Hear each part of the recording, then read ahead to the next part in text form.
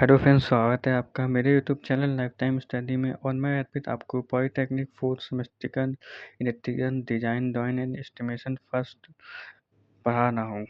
यह आपका fourth part है और पहले के और पार्ट मैंने यूट्यूब पर अपलोड कर दिए हैं। आप डिस्क्रिप्शन में जाकर उसको देख सकते हैं।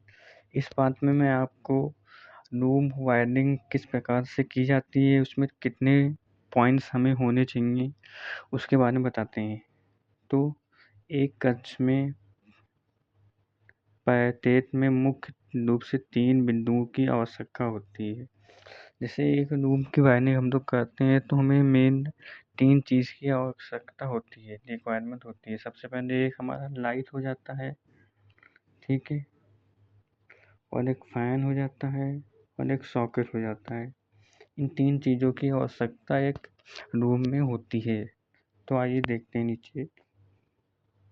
इन 3 बिंदुओं हेतु स्विच, सॉकेट तथा फैन रेगुलेटर एक ही स्विच बोर्ड पर स्थापित किए जाते हैं, परंतु लाइट और फैन हेतु आउटलेट दीवार अथवा छत पर उचित स्थान पर स्थापित किए जाते हैं। मीन जो माना जो स्विच होता है और सॉकेट वो माना एक स्विच बोर्ड के अंदर लगाया जाता है, लेकिन जो माना फैन होता है और ट्यूबलाइट जो होती है उसको हम लोग सीलिंग पे लगाते हैं, ठीक है, सीलिंग एंड या वॉल पे लगाते हैं। तो ये कहने का तात्पर्य इसका।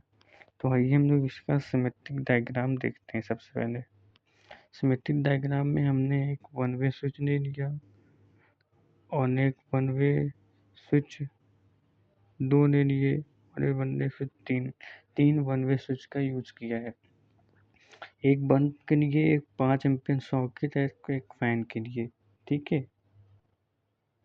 तो आइए देखते हैं। हम लोग बल्ब को एक वन वे स्विच से 2 जोड़ देंगे, एक फेज वायर और न्यूट्रल वायर लेकर, ठीक है, जैसा डायग्राम में दिखाया जा रहा है। और एक हमारा 5 एम्पियर सॉकेट है। 5 एम्पियर सॉकेट का जो डायग्राम होता है वो इस तरीके से होता है, ठीक है। तो मैं इस तरीके से बना देता हूँ और ये भी ऑफ ऑन ऑफ है मतलब, ठीक है। अब यहाँ पे रेगुलेटर ले लिया है। रेगुलेटर ऐसे बनता है, ऐसे फिर 2 डॉट हो जाते हैं, ऐसे बनता है रेगुलेटर, ठीक है। यहाँ पे एक फैन लगा देंगे। फैन का सिंबल माना इस तरीके से होता है। तो ये भी तीनों जो स्विच है माने वो ऑफ कंडीशन में है। जैसे इसको हम लोग ऑन करेंगे तो ये ऑन हो जाएगा, जो सॉकेट है वो माना ऑन हो जाएगा और जो फैन है वो ऑन हो जाएगा। तो इस कंडीशन में तीनों चीज़ ऑन हो जाएगी। तो ये माना जो होता है सिमेट्रिक डायग्राम बनता है ऐसे। अब इससे हम लोग मल्टी लाइन डायग्राम बनाते हैं। मल्टी लाइन डायग्राम में हम लोग एक स्विच बोर्ड, सॉरी सब डिस्ट्रीब्यूशन बोर्ड के अंदर ये हमारा डिस्ट्रीब्यूशन बोर्ड हो जाएगा, ठीक है। इसमें हम लोग 3 स्विच का यूज़ करेंगे और एक 5 एम्पियर सॉकेट। सॉकेट हमारा ये होता है, ठीक है। और एक 2 मिनट,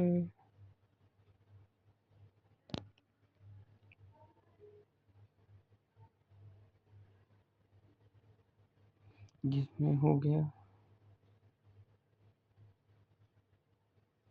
ये माना हो गया अर्थ वायर, ये हो गया फेस, ये हो गया न्यूट्रल, ठीक है। 3 हो गए माने। ऐसे रेगुलेटर का बना देंगे हम लोग। रेगुलेटर हमारा जो होगा वो डिस्ट्रीब्यूशन बोर्ड के ही अंदर होगा, बट जो हमारा ट्यूबलाइट एंड जो फैन होगा वो छत पे होगा, छत पे लगेगा। तो इसलिए हम लोगों ने इसको अलग बनाया है। ये माना हो गया सीलिंग फैन और ये बल्ब हो गया,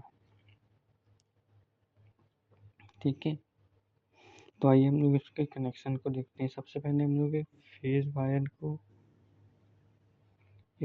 वायर को लाते हैं और सभी स्विचों में लगा देते हैं, ठीक है। हम जानते हैं कि हमारा जो फेज़ वायर होता है वो सभी स्विचों में जाता है और किसी में नहीं, ठीक है। इसमें क्या, अब जो हमारा न्यूट्रल वायर रहेगा वो आके हमारा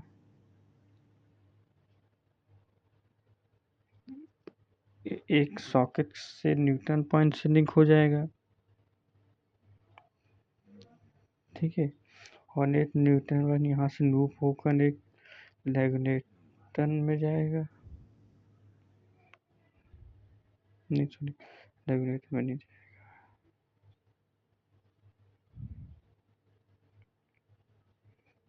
ठीक है। ये सॉकेट यहाँ से लूप होकर हमारा फैन में जाएगा और फैन से होकर बल्ब में जाएगा। जैसे कि यहाँ देखा, ये देखिए, ये यहाँ से गया बल्ब में और बल्ब से हमारा लैंप में चला गया, ठीक है। और जो फेज वायर है हमारा, फेज एक स्विच का कनेक्शन जो लिया है हम लोगों ने, वो एक स्विच सॉकेट से हो गया और दूसरे स्विच का जो है हमारा रेगुलेटर से हो गया, और रेगुलेटर से एक वायर और निकला है हमारा पंखे में जाके चला गया है, ठीक है। और एक जो तीसरा स्विच है वो हमारा बल्ब के लिए हो जाएगा। न्यूट्रल तो इसको यहाँ से मिल रहा है, ये इसको फेज यहाँ से मिल जाएगा, तो ये इसके लिए हो जाएगा। तो हम लोगों ने इसका जो मल्टी लाइन डायग्राम है वो देख लिया है। अब आते हैं सिंगल लाइन डायग्राम में। सिंगल लाइन डायग्राम में हम लोग जैसे सब बनाया था डिस्ट्रीब्यूशन बोर्ड में, हम लोगों ने 3 स्विच, एक सॉकेट और एक रेगुलेटर। तो इसमें हम लोग मेनली एक स्विच के कनेक्ट को दर्शा देंगे यहाँ पे, जैसे दर्शाया गया है, ठीक है। और इस डिस्ट्रीब्यूशन बोर्ड से हमारे कितने वायर बाहर निकलने हैं इसको हम देखते हैं। 1,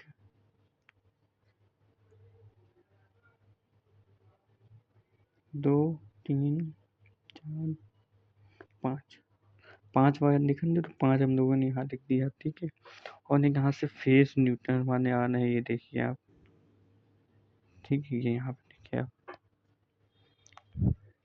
अब बंद वो हमारे जो फैन है उसमें कितने वायर जा रहे हैं, देखिए 1, 2, 3,